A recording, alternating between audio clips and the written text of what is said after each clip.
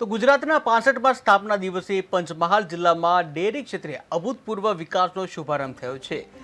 જ્યાં ગુજરાત ગૌરવ દિવસ 2025 રાજ્યકક્ષાની ઉજવણી નિમિત્તે મુખ્યમંત્રી ભૂપેન્દ્ર પટેલે પંચમહાલ જિલ્લા સરકારી દૂધ ઉત્પાદક સંઘ લિમિટેડ પંચામૃત ડેરી ગોધરા ખાતે વિધાનસભા ગૃહના ઉપાધ્યક્ષ જેઠાભાઈ ભરવાડ અને જિલ્લા ભાજપ પ્રમુખ મયંક દેસાઈની ઉપસ્થિતિમાં અંદાજિત રૂપિયા 285 કરોડના ખર્ચે યુએચટી મિલ્ક પ્રોસેસિંગ પ્લાન્ટનું ખાતમુહૂર્ત કર્યું હતું।